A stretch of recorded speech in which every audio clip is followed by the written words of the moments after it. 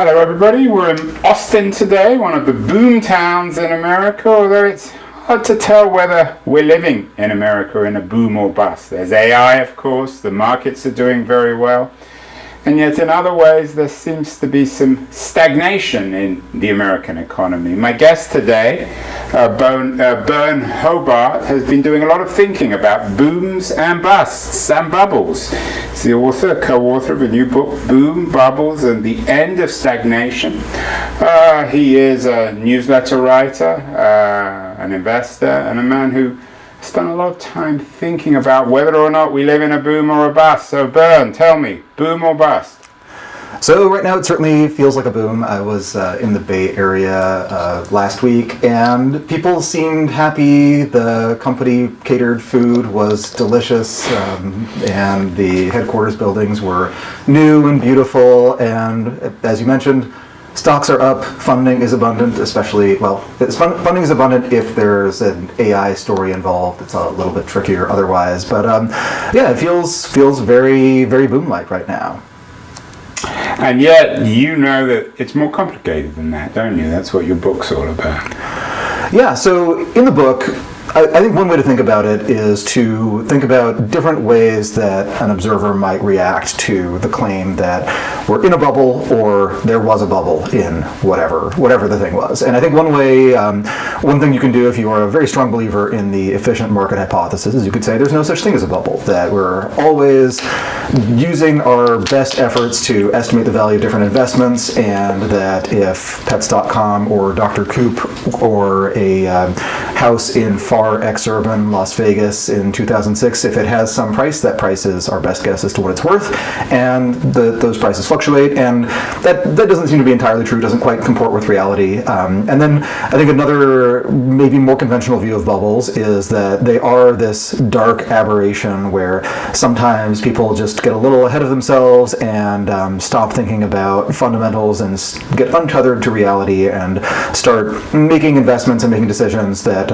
really are more driven by euphoria and irrationality than anything else. And then there have been some efforts to rehabilitate bubbles where people point out that, yes, we do invest a lot in some things, whether it's railways in 1830s and 1840s Britain or it's fiber optics in late 90s US, but we end up getting something useful out of them, that the later stages of the Industrial Revolution would have been much more challenging to execute if the UK and the US did not have large internal railroad networks to make it easy to transport goods around, that something like YouTube or Netflix would have been much harder to build had we not overbuilt in the past. And there is some truth to that, but the counter argument there is if these things were worth building, we could have built them when it made sense rather than before it made sense. We probably would have saved some time, we probably would have saved some money doing that, and wouldn't have overbuilt. And our view in the book is that there is something special about bubbles, and that what they do is they are a coordination mechanism that tells people that now is the only time in history when certain things will get built. It's not just we build it sooner than expected, but that it only gets built in the first place because of this collective euphoria. So AI is a very fun example of this because you have a lot of different inputs into AI. You need people who are researching and thinking about the algorithms. That's not especially capital intensive. Having someone alone in a room with a whiteboard and a computer, fairly cheap, but then you actually need the data to train them, you need the hardware that they will run on, and you need to actually do these fairly expensive training runs. And here's where the coordination comes in. So when NVIDIA is trying to think about how much they invest in the next cutting-edge GPU design, one of the questions they ask is, what will OpenAI and Anthropic and Gemini and xAI and all of these companies, what will they want? What will they need? And then when those companies are deciding what they're going to do next, how powerful their next model is, they're asking, well, what is NVIDIA going to do? How many chips will be available? How powerful will these chips be? How power efficient will these chips be? Etc. And so both sides have essentially locked into an expectation that AI is improving very rapidly, and therefore it makes sense to invest a lot in it. And had they not mutually convinced themselves of this, and had they not convinced investors that there would be returns at some point, we would just see much, much slower progress and would potentially not get to the point where we have models that are powerful enough that they give us some indication that AI models can get much more powerful than that. Byrne, I'm sure you're familiar with the work of Carlota Perez. Yes. who, and please correct me if I'm wrong, my understanding of what she argues, she's an influential thinker and writer, is that you always need essentially waste. Booms or bubbles are essential because out of bubbles you get foundational growth. Is that a theme that you pick up in your book? Yes, absolutely. And I think it is somewhat challenging to get just truly comfortable with the idea of waste, of the idea that not only are we putting more money and more time into these sectors, but we're also expecting that a lot of that money will be wasted, a lot of that time will be wasted. A lot of people spend a lot of their careers on things like pricing subprime-backed mortgage-backed securities or selling those mortgages or building houses that people didn't really need to live in or didn't need to live in for a very long time.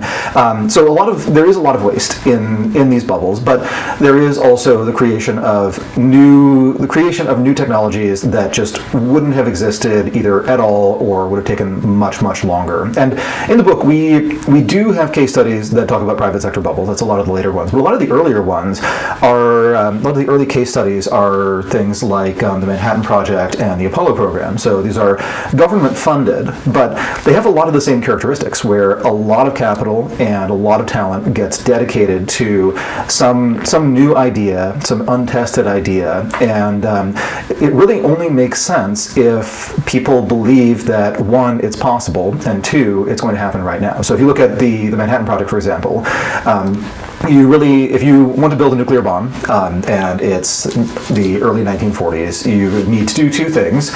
One is you need to design a bomb that actually works, rather than just notice that it's hypothetically, theoretically possible. And two, you need enough fissile material to actually build one.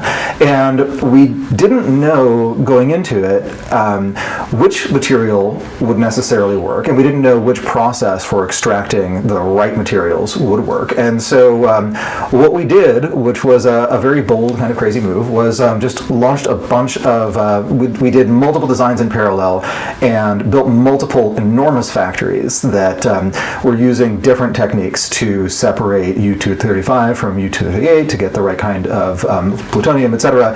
And some of these did turn out to be wasteful in the sense that the process didn't really work.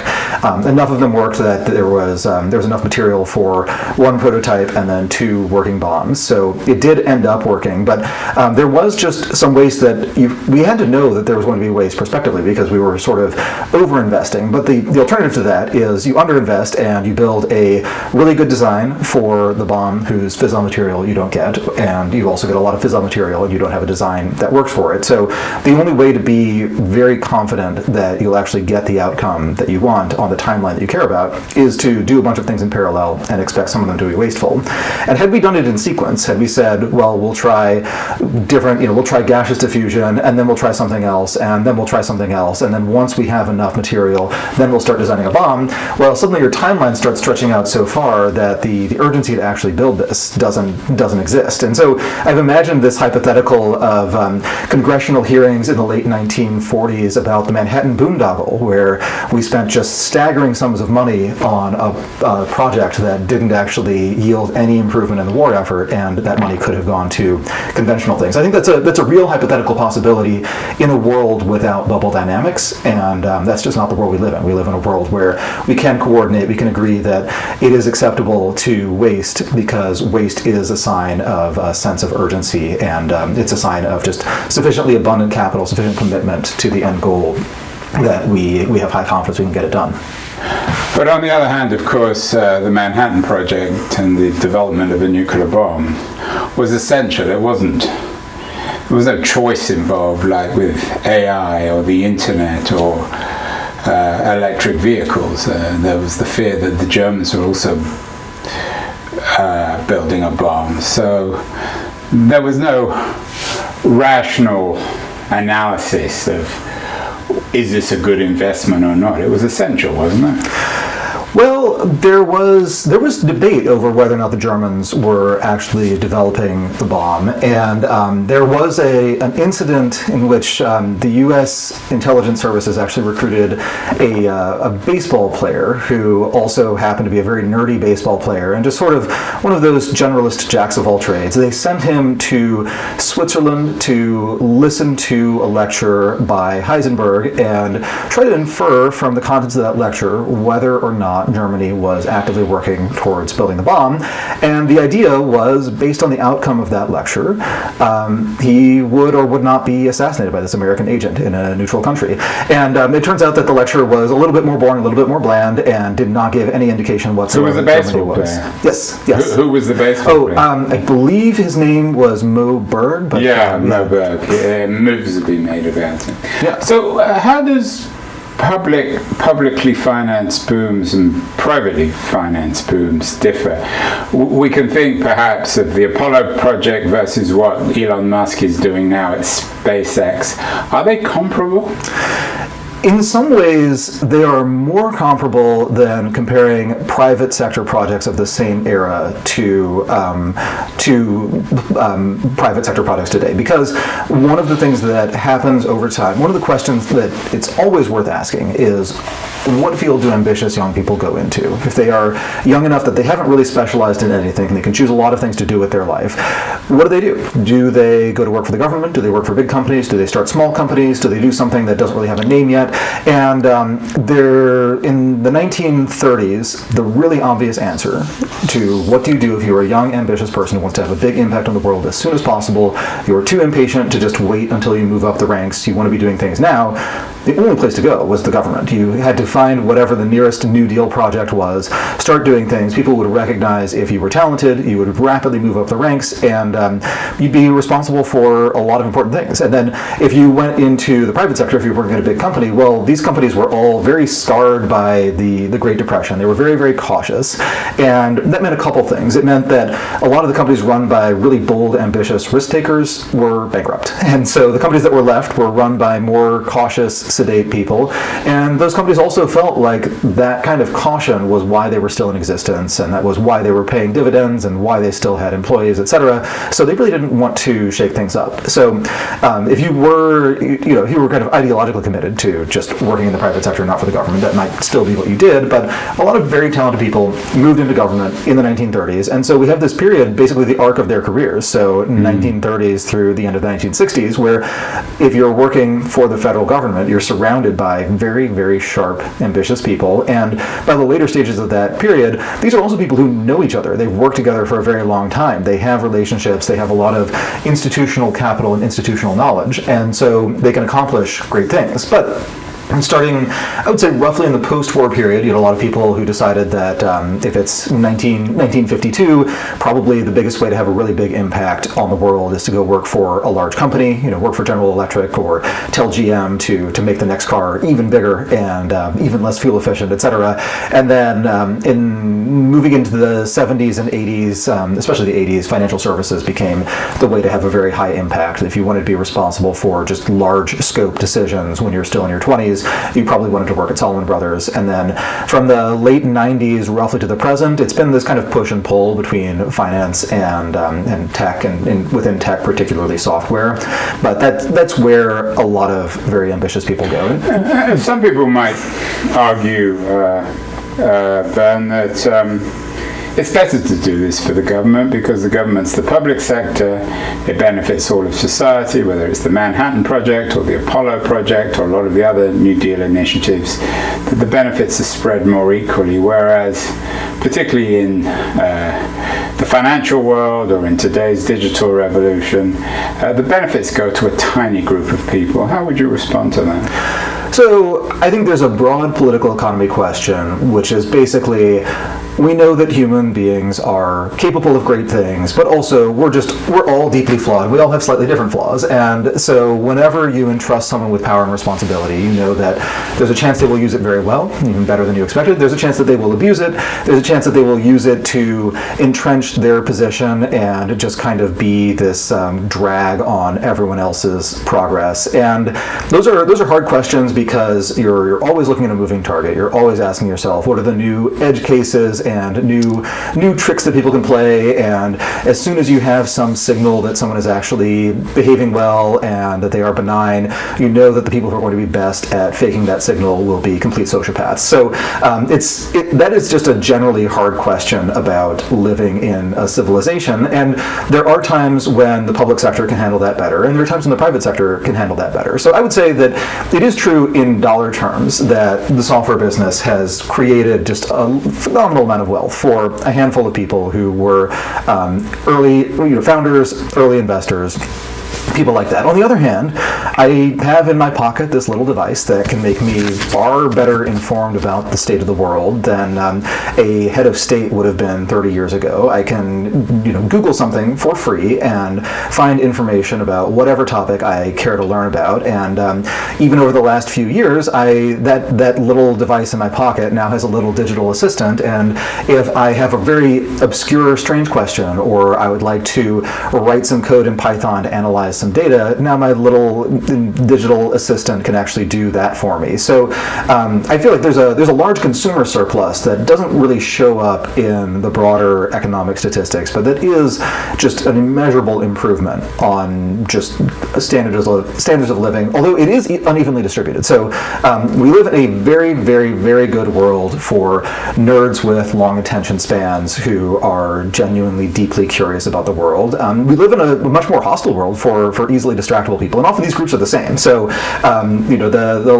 the phone, it is also just like a little digital crack pipe, and it can take you to the whole corpus of human knowledge as represented on Wikipedia, but it can also get you just endless brain candy and be quite addictive. So there are definitely trade-offs there. But I think if you look at the public sector, it's also true that even the ostensible goal is to work on behalf of everyone, but that is a goal, and it's an aspirational one. Plenty of companies have very, very pro-social mission statements too, and no one's ever going to perfectly live up to their mission. The idea of the mission is to provide some kind of guidance, and I think in some cases, when organizations take their mission seriously, the idea is basically that people who are low in the hierarchy can pull rank. They can say, at Google, you could hypothetically say, this sounds a little bit evil, back when they used the "Don't be evil" tagline.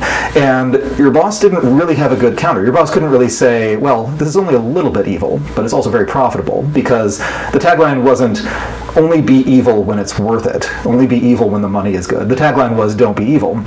And that actually was an action guiding slogan, and it has slowly gone away. It's not something that they emphasize as much, and plenty of organizations have that problem where they start out with one goal, and the goal does turn out to be, the closer they get to achieving it, the more they realize that the end state that they imagined is not quite attainable, and then they have to make an adjustment to being kind of more of a boring institution that is maintaining things in a good enough state rather than taking them to a perfect state that turns out to really only exist in the imagination. But if you look at say government investment in space exploration, there is this period from really, you could say, late 1950s through early 1970s where money and time and occasionally great sacrifices on the part of individual participants did actually lead to really amazing outcomes. Like people have been looking at the moon for a very long time. People have walked on the moon for a very short time,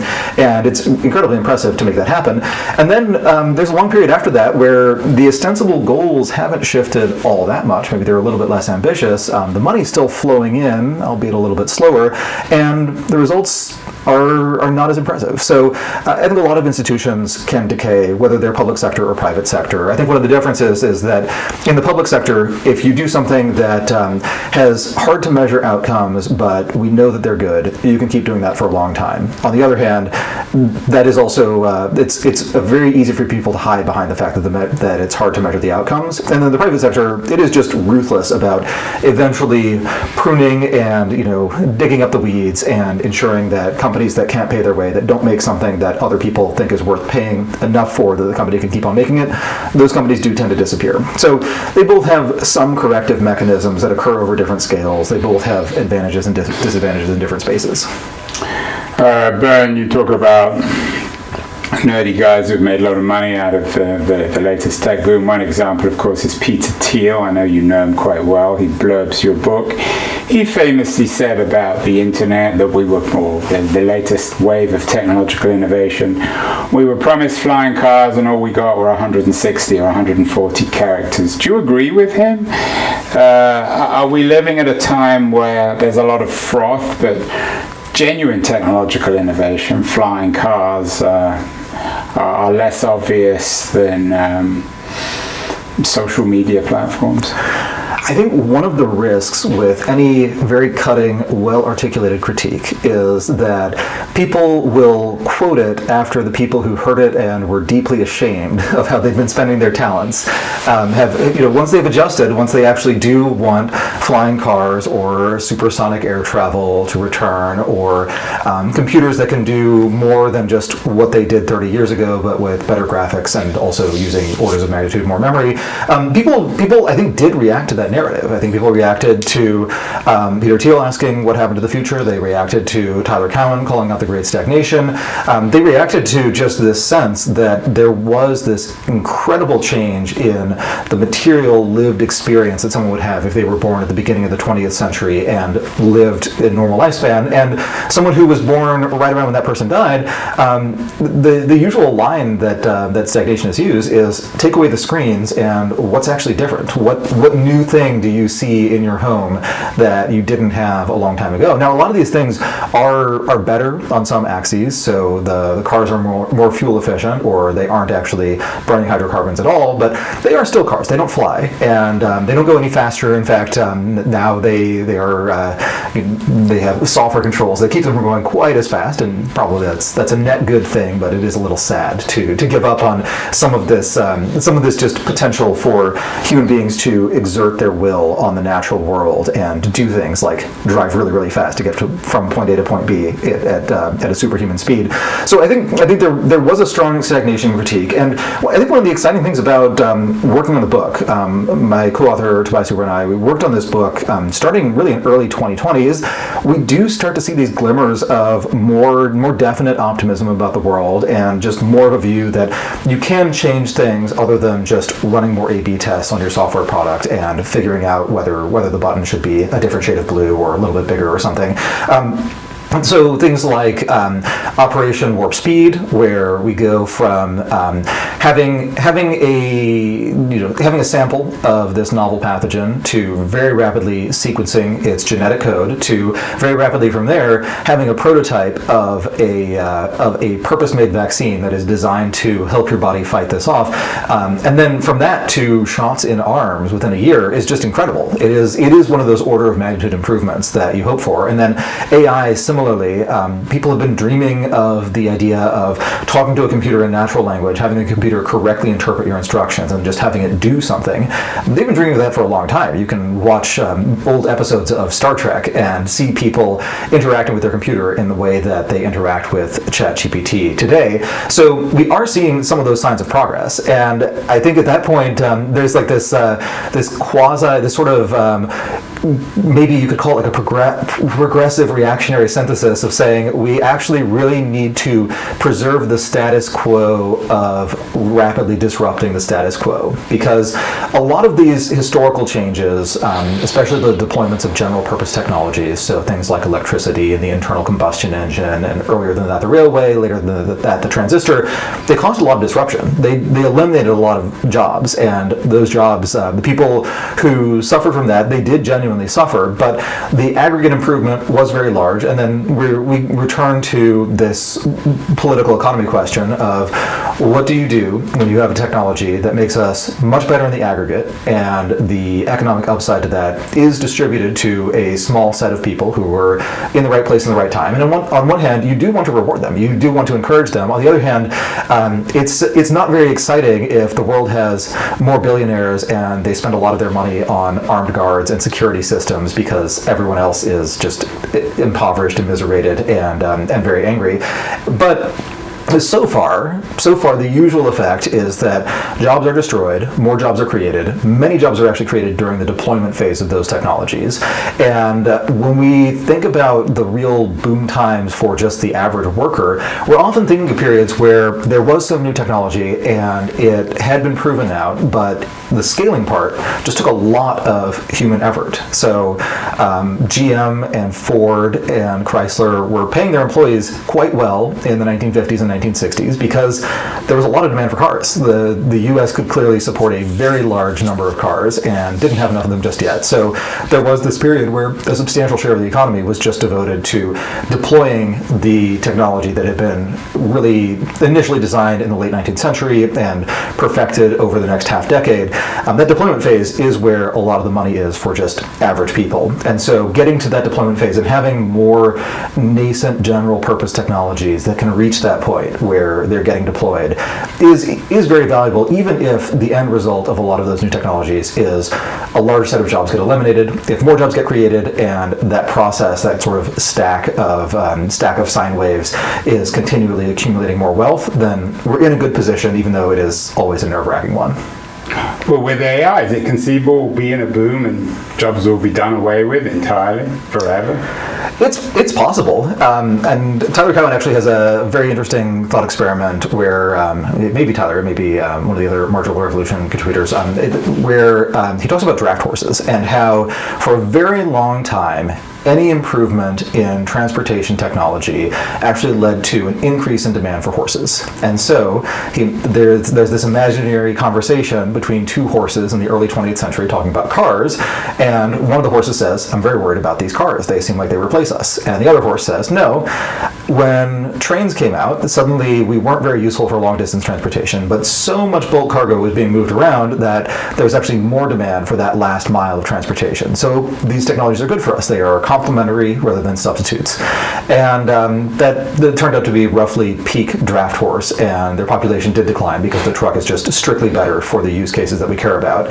And it is possible that computers, that AI models will be strictly better for many use cases. Someone like me is a lot more threatened by that than someone who works as a plumber or works on an assembly line. It's just much easier to automate the process of taking in a stream of words and outputting an interesting stream of words in response. That is something that AI models do. They are a lot worse at replicating a really powerful, unique technology like the human hand, where you have these incredibly fine-grained motor controls. There are also sensors attached, and the sensors can instantly react to changes in resistance and pressure and things in such a way that it's just very hard to build a robot that does what a human hand can do. So there is definitely a risk there, but I feel like there hasn't been yet a general purpose technology that we as a civilization broadly regret was adopted. And I don't know that there's been a case where anyone's actually been able to just delay or even stop the adoption of such a technology. The closest you get to that might be nuclear energy, where there were substantial efforts to curtail its growth, and in countries that adopted nuclear, they tend to have cheaper, more stable, lower emissions power, and in countries that didn't, they have different problems. But that's probably the closest you get to someone successfully delaying the deployment of a general purpose technology. And even then, it worked in some places, but France is just this living example of the fact that it is entirely possible to nuclearize a lot of your grid, and you get very good outcomes from that if you know what you're doing.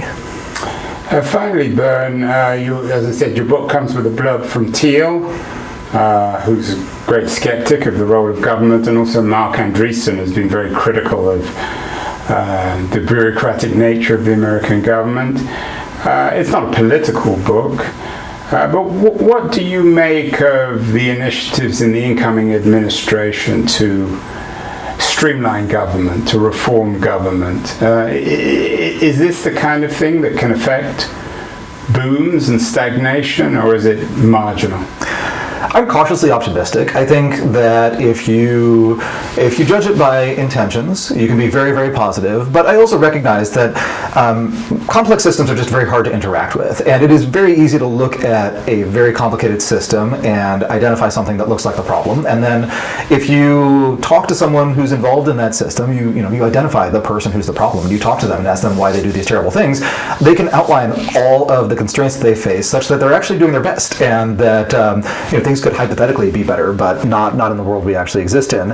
And I do think there is a lot of pathological behavior within the government, but it is a lot of that is things like the government will subsidize cleaner energy on one hand, and then make it very, very difficult to get approval for new transmission lines or even new power generation projects on the other hand. So they're sort of shoving money at you and then slapping your hand away when you try to take it and do the thing they told you to do with it. And I would hope that that kind of thing can be eliminated, but I know it's non-trivial. I know that there are all sorts of weird load-bearing rules where they seem like a complete waste of time, but perhaps streamlining them a little bit too effectively does push things in the wrong direction.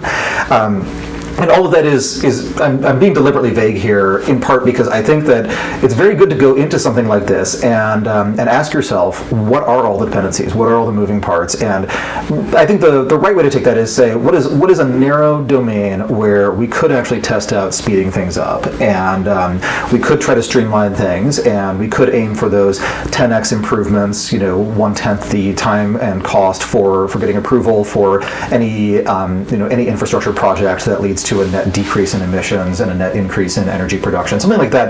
It seems like a good thing to aim for, and I really hope that it works. But there's just going to be a culture clash, and it will be very exciting to watch how this happens when you have very, very loud and quick thinking and quick acting tech people who generally, there's sort of a market veto on what they do if they really mess up, but there isn't really a popular veto on what they do if it's really wildly popular with one set of customers and everyone else is indifferent. Like that's perfectly fine if you're Elon Musk. You don't need to sell a car to everyone. You need to sell a car to the people who actually want to use your car.